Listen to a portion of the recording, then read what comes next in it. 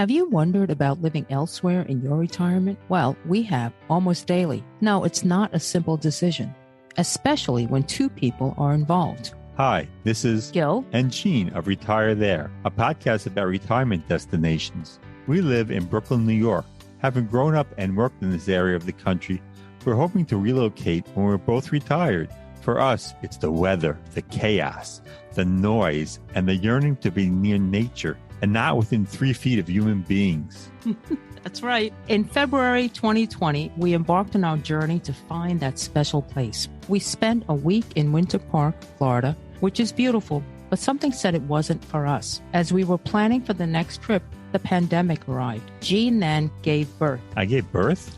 To this podcast. With so many baby boomers retiring, many must be relocating. Why not connect with and learn from them? Here's a little background about us. I'm Asian, born in Brazil, and grew up in Flatbush, Brooklyn. I'm an engineer turned attorney turned podcaster. I recently retired from a university career practicing higher education law.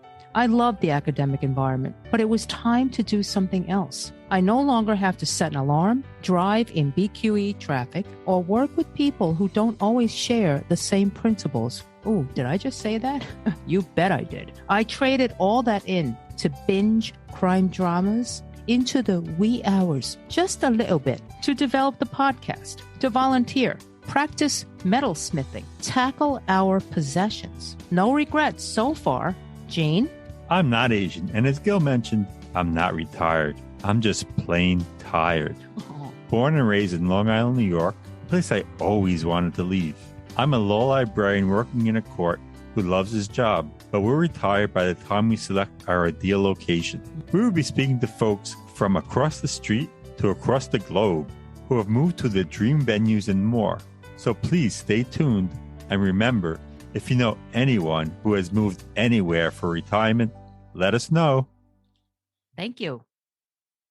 Welcome to Retire There, everyone. Today we check out what it's like to retire in the charming city of Santa Barbara, California, with Bob Wheeler and Kurt Kleespies. Nestled between the Santa Ynez Mountains and the Pacific Ocean, 92 miles north of Los Angeles, Santa Barbara is known as the American Riviera for its sunny weather, sweeping coastlines, distinctive architecture, and world-class food and wines. It is the county seat of Santa Barbara County. This mission city on the Pacific has done a superb job of preserving its heritage and creating a livable modern city. Santa Barbara seniors enjoy mild temperatures, health and fitness options, and plenty of places to play and socialize. And that goes for non-seniors as well. The downtown offers wonderful high-end shopping. No billboards are permitted in town, and other signs are required to be small. Santa Barbara has an active cultural life with many museums and colleges, including UC Santa Barbara. There are more than 15 notable parks, some of them quite large. A number of films have been set in Santa Barbara, including The Graduate, which is one of Gene's favorite movies. Yeah. The TV show Psych was also set in Santa Barbara, though it was actually filmed in White Rock, British Columbia, Canada. Psych was our son's favorite show. Hilarious comedy, but we won't go into it here. Now, a little about our guests. Gene? Bob was born and raised in Detroit, Michigan. He attended Michigan State University and University of Nice Business School in Lyon, France. He worked as a residential real estate agent in San Francisco and is now retired. His interests include speaking French, playing piano, playing pickleball. We want to learn that, right, Gil? Mm-hmm. Socializing with friends, swimming, and biking. Kurt was born and raised in St. Louis, Missouri. He attended Arizona State University. For the majority of his career, he held executive roles in retail, including the Gap, Pottery Barn, and is still working with Miller Knoll. He loves traveling. Yeah, I love Miller Knoll, by the way. I hope you get a good discount there. We do. Oh, nice. Welcome to Retire There, Bob and Kurt. Please tell us what led you to give up your home in San Francisco and retire to Santa Barbara in Southern California. Well, that's a good question. It was a really difficult decision to leave San Francisco because I'd been there for over 30 years and Kurt had been there close to 20. Mm-hmm. We were just ready for a change because as beautiful as San Francisco is, the weather is pretty chilly, especially in the summer. Mm-hmm. So if you've never been to San Francisco in the summer, you're often in a down coat. The wind is whipping. The fog is coming in.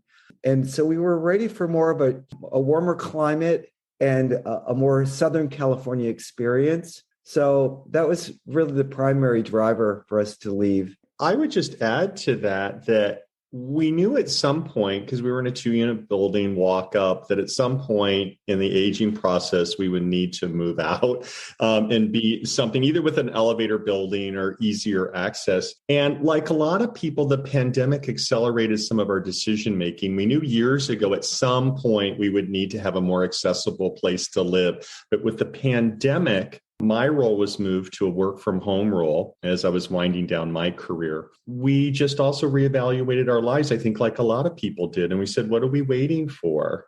One of the maybe glasses of lemonade of the pandemic is that it helped us focus on our long-term goals. And in that, we accelerated some decision-making. And part of that decision-making was, where do we want to live? And you mentioned the lifestyle in Southern California. For those of us who are not familiar with that, I guess it's a market change. Can you describe it? Yeah. Well, when you're watching the movies, when you see California, people are out on the beach. The weather's beautiful. They're swimming. They're just having this wonderful experience. And San Francisco is, as I said, as beautiful as it is, it's not a beach lifestyle because the weather, the coastline's cool, the water's freezing. You can never get in unless maybe with a wetsuit. So Santa Barbara has a very temperate climate. I think the average year-round temperature is around 74. Oh, nice. The coldest it gets in the winter is in the mid-60s. I think 64 is the average temperature in January and February. That is nice. And even at 64, which is not super hot, once the sun is out, it's super warm. So year-round, we're in shorts. And so I personally wanted to sort of experience that Southern California lifestyle because I experienced San Francisco, Northern California for over 30 years. And as wonderful as it was, we just wanted some warm weather and we live by the beach, by the ocean. So that's the reason. And I would just build on it that, you heard in, our introduction, Bob's from Michigan. I'm from Missouri. So we grew up in the 4-season environment. Yeah.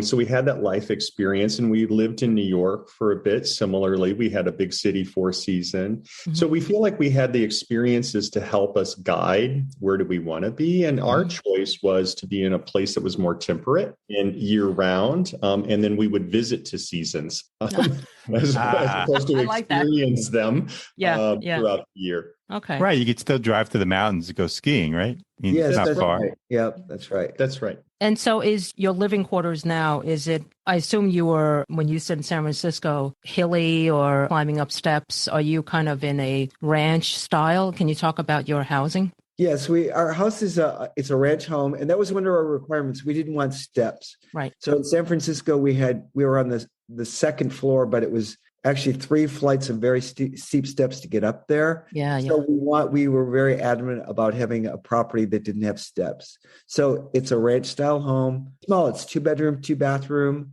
It's about 1,400 square feet. You drive into a garage and then you walk from the garage right into your house, which is very foreign for us. And we love the ease and the accessibility of it. Yeah. And it's all on one level. So we chose a home that we knew we could age in. Well, 1,400 square feet is a good size. I mean, it's not That's small. our house. That's our house without the basement. Without the basement, yeah. Yeah, I mean, for 2 people, I think, and even with guests, I think it's still comfy. Yeah. Okay, so that's nice. Can you talk to us about looking during your search process for a home and kind of the pricing? What was that like? Yeah. And I suppose just, we were looking at first in Northern California outside the city in the Marin, San Rafael area. So we had targeted a few areas. And then as the search went on and we spent time in Santa Barbara, we narrowed and kept narrowing to, Santa Barbara's our primary. And because we weren't living in the city, we actively used all of the digital resources, the websites.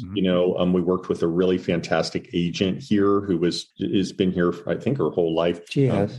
And so she's market expert. This is a community of size that you can feel alone, meaning like you're not so small that everyone knows you, but also it's small enough where people know each other. So she was really well connected and was really able to help guide us in the search. And we started at the top of the pandemic, as I mentioned, very quickly. very quickly, like a lot of the other data that showed like people were leaving the cities. Yeah. People were leaving Manhattan, people were leaving Chicago, that shift. One of the particular areas in California, Santa Barbara was one of them that people were choosing like us. So the competition became quite quick. And we were very worried at first. We weren't worried. And I think a couple months into our search, we're like, we feel like we might get priced out. But the prices were moving so quickly. And there was, just like a lot of other areas, no inventory coming on the market, so that the supply and demand relationship was really pushing prices up. Just like a lot of other people, it accelerated some angst. And so we knew that we had to be decisive in our decision making. We lost a few places in the bid process, and we thought we were being generous. We wonder today if we were going into the market in such a short time, just a year later, about a year and a half since our search, we're probably priced out of where we live now. Wow. Well, and just for our dynamic and our, what we were wanting, single level, finished home, those sorts of things, that we would probably have to get a fixer or trade off neighborhoods or different things. Gotcha. We feel very fortunate because we felt the window closing through the ability for us to find the home that we wanted in Santa Barbara. And just to interject, during the period of time we were looking, because we looked for about 9 months to a year before we found our property, the market went up 40% in Santa Barbara. Wow. And it was because, since, as Kurt had said, because of the pandemic, people working from home, they could live anywhere. They were reevaluating whether they wanted to be in big cities. And Santa Barbara is so desirable. We had people coming from New York and Chicago and San Francisco and Los Angeles. So there was this huge pressure on the market, and it pushed it up really quickly. At a certain point, we thought we were going to get priced out and couldn't get in the market. But we got in just in time, we felt, for us. So what kinds of prices are we talking about, even though we're talking about this higher amount, be that as it may? So if you're in Santa Barbara proper, so there's some outlying communities, but Santa Barbara proper, you're looking at north of $1,000 a foot. Wow. Okay. The starter ranch home, 1,400 square feet, that needs some work. You're pushing $1,500 a foot, $2 million a home. How much a home? I didn't hear that. $2 million is the entry. We have a couple ranches that just open up in our area, and they're right at the 2 million mark at about 1,500 square feet that needs some work. It's certainly a big financial decision always to purchase a home and purchase them anywhere. And the weight of this one for us was significant. It was because our goal was to find the last destination home, right? That this is the place that we wanted to spend time. So we took the decision seriously, and the weight of it financially, of course, is also heavy. And I was just going to add that the only reason we really could afford to live here is because we came from an expensive market. We came from San Francisco, where house prices were really high. So we were fortunate enough to own a home or a condo in San Francisco, and we were able to sell that to move here. If we were coming here from, Des Moines, Iowa today, we probably would turn around and leave because the prices are really pricey. Right. But if you come from a higher market, you can probably do it. One of the things that is enabling people over 50 in California to move is we passed a proposition in the last general election that allows you to transfer your tax base of your previous home if you purchase up. Oh. So over 50, if you sell your home and buy another home anywhere in California, and the new purchase price is higher than the sales price of your previous home, you can transfer your tax base and only add the incremental. So if you sold at $2 million, you buy at $2 million. So there's an incremental $100,000 added to your tax base. So that proposition is really, for the whole state, freed up seniors who otherwise couldn't afford the taxes in their new home. So it's freed up real estate all across the state, where people over 50 now feel like, okay, I can sell and move to Southern or Northern, because I know that there's a reverse commute as well. People in Southern California want to get more. So that for us was a tremendous factor, us feeling comfortable in making a decision, as opposed to holding on longer in San Francisco. The impact to the tax, the assessed tax value was really important. Yeah. I think those incentives are so important. It's interesting. Gil always says, if you really want it, you can live in any town or city in the country. So obviously, Santa Barbara is an expensive place, but I went online this morning. if you really want to live there, you can get a manufactured home. Also used to be known as a mobile home, I guess, right? Mm-hmm. The most inexpensive one I found, which for some reason you could only live in it for half the year, was $117,000 for a 1-bedroom, 1-bath manufactured a mobile home. But it did have it's right near the mountains. It was a beautiful view of the mountains. So I guess if you really want to live somewhere.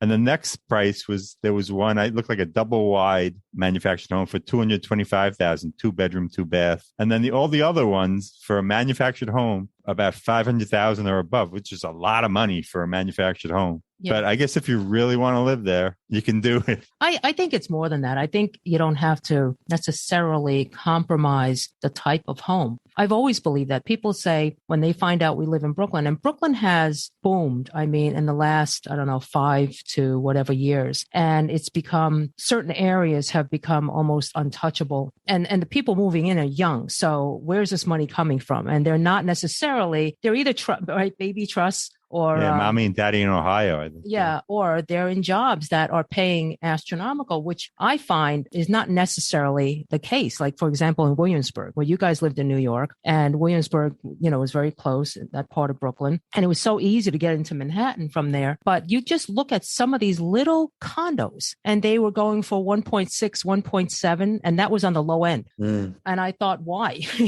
But Gil, I think a place like Santa Barbara, I don't think you can really, unless you find one of these manufactured homes, you can't find anything because these houses are going, and correct me if I'm wrong, some of them are going for $500,000 over asking price. That's right. Yeah, that's very common. In Santa Barbara last year, Santa Barbara proper, half the homes were paid for in cash. Wow. Yeah. Wow. That's amazing. Wow. Money, right? So that helps with the stability of the housing prices long term, that people with such disposable or such accrued wealth, that it stabilizes these high prices. So it's in such demand that, that it's not as beholden to the interest rate shifts we're currently seeing that may suppress some markets where people are financing. I think the same thing sometimes when I see younger people, but I also how can they afford? Yes, yes. We're in a modest home. There is this feeling, because we felt the same in New York that you were talking about with Williamsburg, and coming from San Francisco. And I worry about this for my nieces and nephews, this real distance, quality of home for the dollar, especially now as we're entering this inflationary period. How does the next generation even get their foot in the door? I certainly worry about that for my nieces and nephews. Well, a lot of student debt is being focused on, whereas in our days, that was not. We had to pay it. We had to pay, right? What about rentals? Do you have any idea of what those kind of go for? Yeah, the rental market is just as tight as the home purchasing market in Santa Barbara. One of the things, because Santa Barbara is built out at this point, really, so there's not a lot of open space to build additional. You're really looking at repurposing the existing lots. And Santa Barbara, as tight as they are on aesthetics and maintaining this Spanish architecture, and the permitting process is really slow, they know that they need to bring housing on the market and have really accelerated what we call additional dwelling units, or ADUs, being built on properties, which is bringing some units online. Absolutely. We have a neighbor that did a conversion and added an ADU onto their unit, and a very small, and just down the street from us, a very small 1-bedroom. I'm guessing it's about 400 square feet. About 400 square feet, and it just rented for $2,500. Wow. And single family homes are renting for about $6,000, I think, is about the starting price point. That's a lot. It's Manhattan pricing for sure for rents. Yeah, you're lucky to be there. We are. We feel very fortunate. Yeah. And Bob talked about the weather. I think that we focused in our decision, weather. We didn't target areas. We focused on objectives in the process. So objectively, we wanted to be by warmer weather. We also wanted a city that had access to healthcare. Yeah. Tell us about that. Yeah. So Santa Barbara has a great regional, as you mentioned, it's the county seat. So it has a lot of regional services, but it also has a really, really strong regional healthcare system that's based here. But it's also close enough there's specialists here, but if you really needed something, you mentioned we're 90 minutes north of LA, you can get to Cedars or one of the other world-class hospitals just an hour and a half away. But on its own, anything that you would need, a specialist are here. So healthcare was important to us. And there are a lot of retirees. So things related to healthcare specifically for people who are aging is also very strong here. And then we have an airport. It's not an international airport, but it's big enough where you can get direct flights to Chicago and Denver if you need or San Francisco, of course, and LA. So if you wanted to go international, it's just a short jump to change to a different terminal. Okay. But I travel a little bit still to the East Coast for business. So I just connect in Denver, connect in Chicago. So you're able to traverse with travel pretty easily. So it had the healthcare, check that box, had the weather, check that box, travel, check that box. And for us, our social network's really important. We have friends in Southern California, friends in Northern California. So it allows us to be able to keep the core part of our social network intact without big disruption. And that's been, for us, we feel like we've become a little bit of like Hotel Santa Barbara. Every weekend is booked. So you need to book now if you want to book for 2023. Better get that in, Gene. That's right. It's all soon because we're booking fast. Oh, that's funny. Santa Barbara is a desirable place to visit. So I don't know if people like us that much, but they like coming to Santa Barbara. Do you feel that, your social life is there, but it's a different vibe, right? So do you feel you don't have that kind of city energy of SF? In terms of activities, has that changed much? I mean, are you now like, because you're so close to the water, are you doing less kind of city things, or the theaters are different, right? It's just kind of a different lifestyle. Yeah, it's a different lifestyle. I mean, I would say we're much more active. Like as soon as we got here, we bought e-bikes because we live on a hill. And so we wanted to have an e-bike to get up and down the hill. But we bike a lot. There are beautiful outdoor pools, like 50-meter pools. If you're a swimmer, it's a great place to swim. So we'll swim. Are those public pools? Yeah, they're public pools, and they're right on the harbor, right on the bay. They're beautiful. Wow. With palm trees outdoors. I mean, it's really the quintessential Southern California experience. I've taken up pickleball, which I love, and it's been a really big social network. Or we've met a lot of people through that sport. So we're definitely much more active than we were in San Francisco. In San Francisco, it's more, like you said, urban activities, walking to the coffee shop, things like that. So it's changed how we live. I feel for the better, and it's a healthier lifestyle. Yeah. And it's good because you're aging and you want to really, that's when we start. Yeah. And I was just going to add too, and the good news is there are somewhat big city activities here. There are museums. There are theaters where they have like Broadway plays that come through. There's a wonderful venue called the Santa Barbara Bowl, which is an outdoor venue for concerts. Like we've seen John Legend there. They get big names there. And it's a lovely outdoor venue overlooking the Pacific Ocean. It's really a magical space. Wow. So it's close enough to Los Angeles where you get a lot of the arts and entertainment. And then if you want a bigger production like Hamilton, for example, you can drive to Los Angeles. So we don't feel a lack of cultural activity here, which makes it lovely. And that was important to us as well, because having lived in Manhattan and San Francisco, we didn't want to go to a place that was void of any sort of cultural activity and that was just a beach town. Really nice mix. Yeah, and without that smog.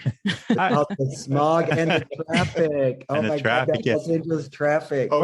We joke about rush hour here. Starts at 4, is over about 4:15. No way. I know. And the Bay Bridge in San Francisco has gotten insane in recent years. Yeah, the traffic in the Bay Area is horrible. It's true. But I think every city, we hear that from our friends or when we visit, from Atlanta to Nashville to wherever, just every city traffic, I just don't know if the infrastructure is keeping up across the country with growing population. But certainly San Francisco, we were fortunate that we lived in the city, worked when we worked in the city, that we didn't have to traverse the bridges. Because like just saying like New York, like when you have to, when bridges and tunnels enter the equation, it gets even more complicated. Oh yeah. The nice part about Santa Barbara is while we do have, like said, from 4 to 4:30, there's heavy traffic. For the most part, you're rarely in traffic jams. It's a small city. You can traverse it really quickly. And if it's backed up on a freeway for some reason, if there's an accident, you can just take surface roads along the ocean. I mean, it's a beautiful drive along by the beaches to wherever you want to go. So that's really been nice that we've gotten out of a high traffic area. Yeah. As Californians, any concern about, because you're further south now, so you're kind of away from all those environmental issues, right? Like fires and all that. No, Santa Barbara has fires. Santa Barbara has fires. All of California does, actually. And when I moved to San Francisco 30 plus years ago, really most of the fires were down in Southern California. We didn't have them in Northern California. But as climate has changed, Northern California is getting hit really hard. We were really sensitive to that. It's hard to find a place in California that doesn't have that as a risk. But what we did, so the hills of Santa Barbara have had major fires. And Montecito as well, which is just south of us. They had terrible fires and some flooding. So there are things that you have to think about. We did find a property. Fortunately, it's in a neighborhood called the Mesa, which is right on the ocean, which the hills right on the ocean tend to be less fire prone. So in fact, we had bid on a property up in the hills in Santa Barbara, and we had a hard time finding an insurer that would insure it because of the fire risk. Wow. Yeah, it's interesting, like, to build on that. Sorry to cut. No, I was just going to finish and say that in the neighborhood we ended up getting in, it's not considered in a fire zone or a tsunami zone, because Santa Barbara has a risk of tsunami. They've had tsunamis in the past because of offshore earthquakes. So you have, no matter where you go, you're going to have some sort of natural disaster risk, right? Whether it's a tornado in the Midwest or a hurricane in Florida, our risks are wildfire, earthquake, and potential tsunami. But we just had to make an educated choice and said, okay, this area what we chose is less at risk as other areas within the area. So California, you have that risk. No, I think you said it, it's just all assumed risk. Yeah. And we've been in California long enough and through some earthquakes, and we feel being on a low fire risk area combined with low tsunami risk. And the reason we're a tsunami risk is this part of California, the fault lines lie in the ocean, not on land. So in Southern way southern, like San Diego and LA, and then way up north, the fault lines are on land. So they're more earthquake prone. Here, because the fault lines are out in the ocean, we're tsunami prone. But they have had earthquakes here too, though. There's a fault line that does it as well. I have a question about quality of life. I know I love San Francisco. I love the Bay Area so much. My sister lives in Berkeley. Problem is, in recent years visiting there, the quality of life seems to be tougher to live there. For instance, if you have a car, everybody tells you don't leave anything in the car. And I know somebody I know left his laptop in there, and they broke the glass and took it. And it seems to be quite common. Do you have those kind of problems in Santa Barbara? Well, I know there's crime in Santa Barbara, but it's nothing like we experienced in the Bay Area, because we've had our car in San Francisco broken in several times where we've left just a minor thing in the car and they break the windows to get it, whatever it is. In Santa Barbara, we don't see a whole lot of car crimes and break-ins. We laugh about that because in San Francisco, we'd say we're not leaving a scrap of paper out. Somebody's going to come in and break in for it. In Santa Barbara, it's just, there's a much lighter feeling like, oh, I can leave my pickleball bag on the seat when I go into the grocery store and not have to worry about it. And so that alleviated that concern. It seems like comparative to the Bay Area, it seems like the level of crime is lower, and also the level of homeless as well. Problem in the Bay Area is really, really bad. Very sad, really sad. All the major West Coast cities, Seattle, Portland, San Diego, San Francisco, they all have this problem. And there is a homeless problem as well in Santa Barbara, but nothing to the degree of the Bay Area. So it feels it's a lighter sort of environment for me. I really appreciate that after living in a large city like San Francisco. You have anything to add, Kurt? No. Maybe I do. I say no, then I started talking. I feel like Bob's point about all of the West Coast cities, I think we could go into Canada. Vancouver has a similar problem and stretch over to Austin, So I feel like there is a need for local response, but also I feel like there is a need for a national response on this particular topic, because it's a tough one. You want to have heart and compassion. I know exactly what you're talking about with Berkeley, and back there I'm heading over to 4th Street, and it's just very difficult to see, It's really difficult. And that's new. I'm like Bob, I feel like in some ways we were desensitized a bit in San Francisco after all those years, and same thing in Manhattan. And now that we don't see it as much here, when we go back to San Francisco, we see it differently. Yeah. I have to tell you, when I went out to the West Coast recently, it just seemed to have grown. And, in New York, you kind of see it's, but the weather, of course, in New York is so cold. And the cost of living in California has made it even more complex problem, because many people that are homeless now, they were able to afford an apartment or a house. And now they've been pushed out because the rents have skyrocketed and housing prices have skyrocketed. So that's one part of the problem that's made it worse. And then in cities like San Francisco they have a big budget for the homeless problem. So they're doing a lot to really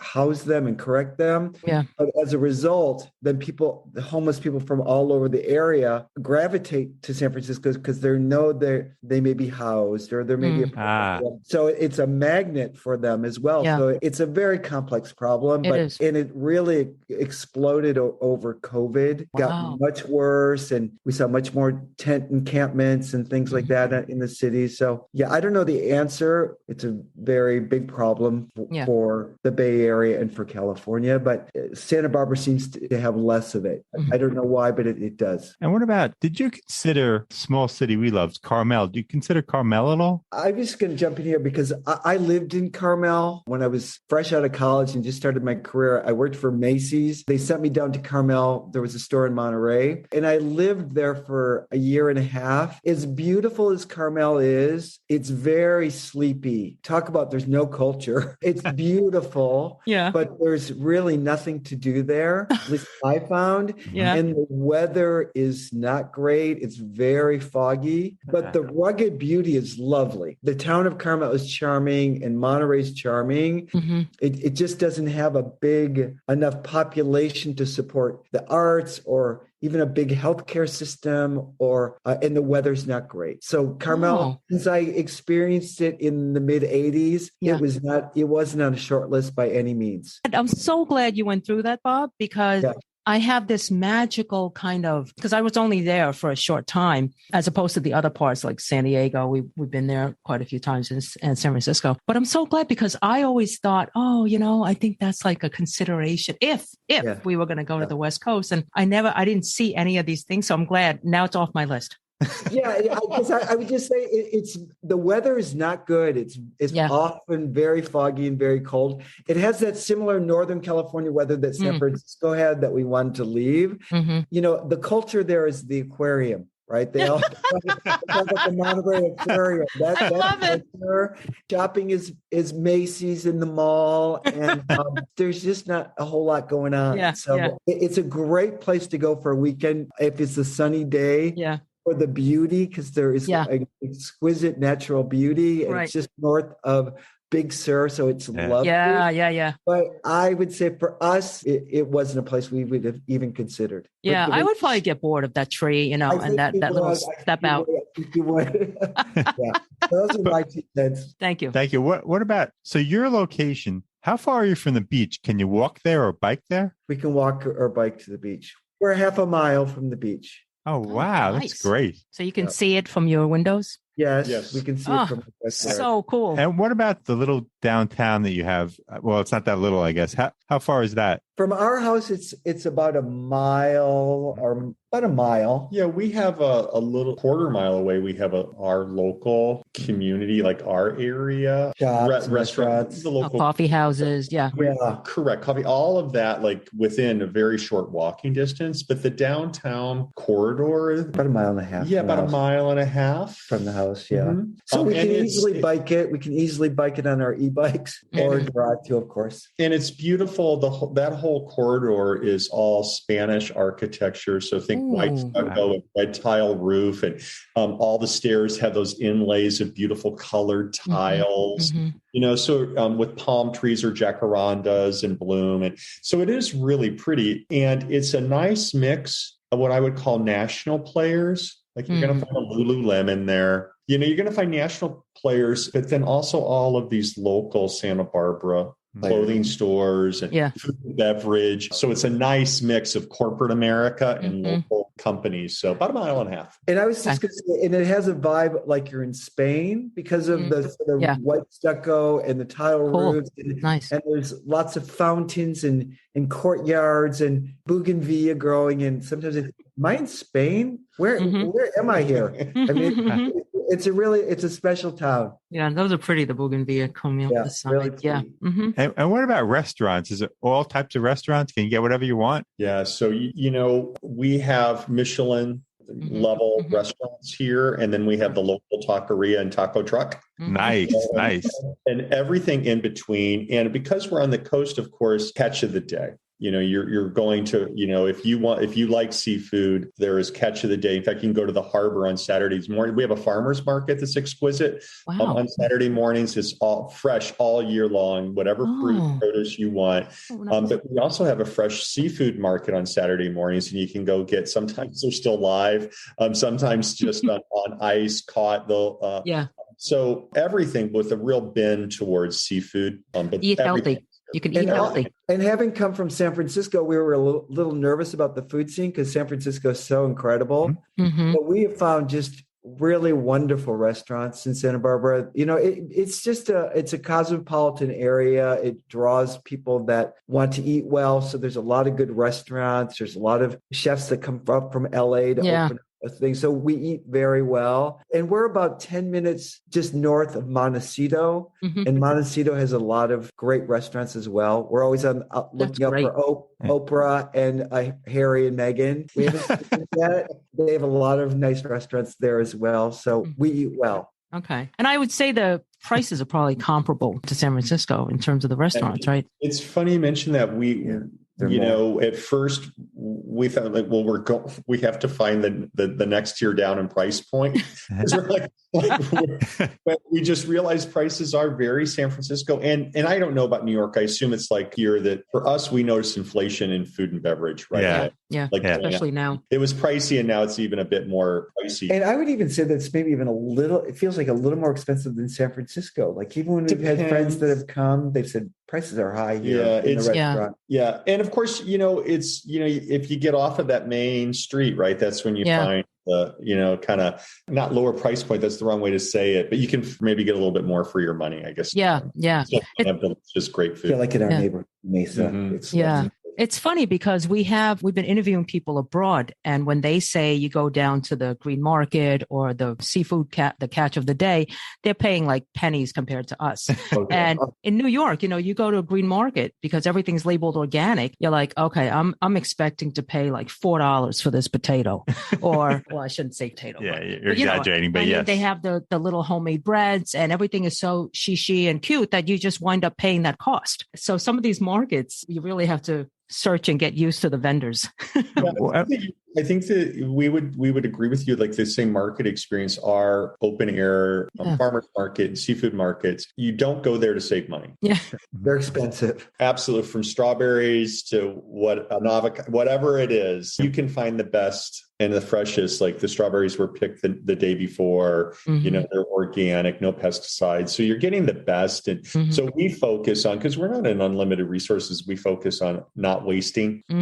Whatever that is, how do we have zero waste in that? Me too. Share it with friends, that sort of thing. Yeah, that's great. Yeah. Okay. What about shopping? Gil's big question she asks sometimes, is there a Trader Joe's around? Oh, yeah. 2. Well, there's 2 in Santa Barbara, and then there's one in Goleta. Yeah. So there's at least 3. So yeah, we go to Trader Joe. I go to Trader Joe's at least twice a week. So I love Trader Joe's. And also the good thing is in Manhattan, the line wraps through the entire store. Yeah. Here you walk right up there and you don't wait 1 second because there's always you're waiting. Yeah. Well, I think more and just as exciting maybe is that you can like pull your car into the lot and park. Yeah. Yeah. Right. Yeah. So it does have an ease. So, There's to an your point about easy. shopping, we have a local market group here that's kind of our version of Whole Foods. Mm-hmm. We have Whole Foods, but we have a local player that has, it's just, wonderful selection. So, but then we have, our versions of Safeways and Bonds, where if you want burritos and Coke, you've got that grocery store for that end. And then you've got high end grocery store options from Bristol Farms to Lazy Acres. And then you have the price point players like a Trader Joe's. They're all here. But I think the only thing in shopping that you feel the impact of, and I think that it was a pre-pandemic shift, was, I don't know if we want to call it the Amazon effect or whatever, but so many people going online, that kind of the Main Street corridor, you see some vacancies where people just couldn't survive. That's the problem in every city now. Yeah, we have that. Yeah, worldwide. So that sort of, and by the way, we're part of the problem. Getting our boxes delivered. Yeah. Actually, you're the problem. I don't order for you. All right, Kurt, you and I, man, we're on the same team. No, full disclosure, I order from Amazon too. Yeah. I knew it. Yeah, that's right. So you see that kind of shift happening where you're starting to see, like we had a Nordstrom's go out. Oh, wow. They left town. This is before the pandemic. And they were in a beautiful space right on State Street. Now it's been repurposed to a mixed. I think there's going to be some residential, some. So you see them taking now the opportunity. In fact, our main corridor, the city developers, that is, but our main artery road is called State Street. It runs from the water up and the pier at one end all the way up. And that's that main corridor we talked about. In the pandemic, they shut down the bulk of the corridor of State Street to pedestrian to allow all of the restaurants to move out.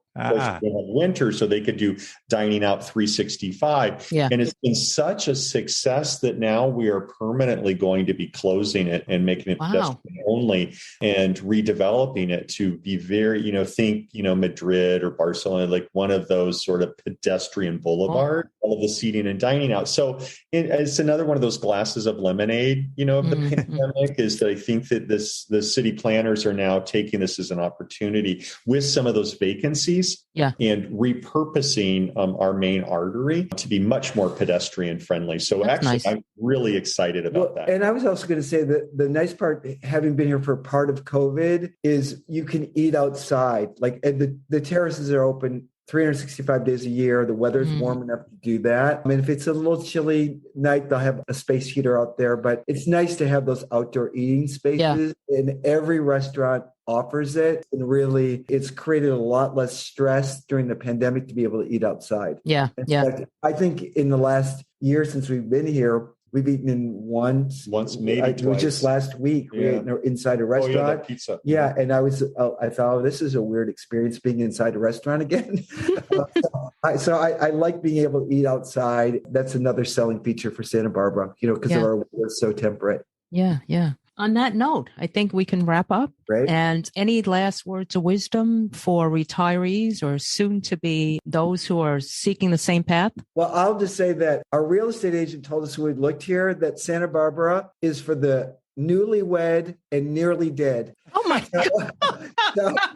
So it's a popular destination for the nearly dead, meaning retirees. Hate that. It's a great place. I told you. I love it. See, Gene hasn't retired yet. And so he doesn't quite get, like, I retired a little while ago, and it's a psychological transition. It's a psychological transition more than anything. I don't care how busy you are. I have a million plans and a million artistic projects, but I'm going through that. I'm trying to avoid that thought of nearly dead. Okay? But we pushed that out, but I just wanted to give her a little point of view on that. And like I always tell Kurt, I feel like I call this Camp Santa Barbara because I feel like I'm in summer camp year round, every day. I'm on my bike, I'm swimming. It's really ridiculous. Like I feel like I'm part of the summer camp every day.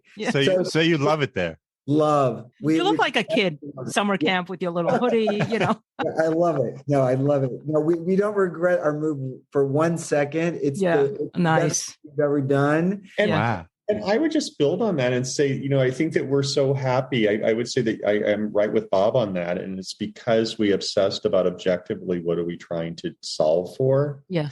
Our destination, Santa Barbara, of course, was on a dream list, but we really focused on what are we going to need to make this successful, access to be able to be outside and, in temperate weather and all the things that we talked about. And my advice would be to focus on the objectives of what are you trying to solve for? And then experience them. We came to Santa Barbara, we spent time there, especially if you're leaving where you are. It's, I think, a little easier if you're thinking I'm going to downsize in the same town. Yeah. That's a different rent an Airbnb, come spend some time in the town. And get to know it in the particular neighborhoods. And, if you're leaving the town or city that you live in, is to focus on objectives and then spend some time there would be my advice. Yeah. Yeah. Okay. Well, thank you. Thank you guys so much for your time and generosity, and so great to have met you. Yeah, that was the first California episode, and it was great. Is that the first California? Yes. Cool. We've had almost a few. Yeah. Yeah. Yeah. Palm Springs we had almost, but it fell through. Happy. So you guys are the first. Okay, that's good. Interesting. It's interesting. Palm Springs is a really interesting one because it's become a 365. It used to be just snow. It's like parts of Scottsdale or something, which has also become 365. Yeah. They have now their snowbirds from Canada and Chicago and everywhere else. But now it's just people living there 365, part of the LA exodus. In fact, most people fleeing LA that were staying in the state went Palm Springs. Some came to Santa Barbara, but a lot. So you'll see, a lot of people. Anyway, that I think would be an interesting story because we're the coastal version. Yeah. They're the desert version. And I will also say that many gay men retire to Palm Springs. It's a really big gay destination. Yeah. They just flock there, and it's lovely. Palm Springs is lovely. Yeah. Yeah. But for me, the weather is too damn hot for. Oh, I would hate that. I mean, it's 110 in the summer. Yeah. Yeah. Please. Whereas in Santa Barbara, it's 75 or 80 on the coast. Yeah. Wow. Listen, no one needs air conditioning all the time. Yeah. So I would wilt there. I would not like it. But that goes back to the objectives, that's right? Like there are yeah. some people that love warm weather. Yeah. And I know. The more cold you are all the time. So, but Palm Springs, that would be a good one for you guys, I think. Yeah. Yeah. We agree. And by the way, if you guys know anyone who's retired there, feel free to, send it to us. Yeah, I don't really have any that. friends that have retired to Palm Springs, even though a lot of people have, but I don't know. Yeah. Anyway, or anywhere else. But Palm Springs is much more affordable than Santa Barbara. Is that right? Much more. Oh yeah. That's it's a quarter of the price of Santa Barbara. And the driver. What? Yeah. The driver of that is they're not landlocked. So it's like Phoenix in Tucson where you can keep building out. Yeah.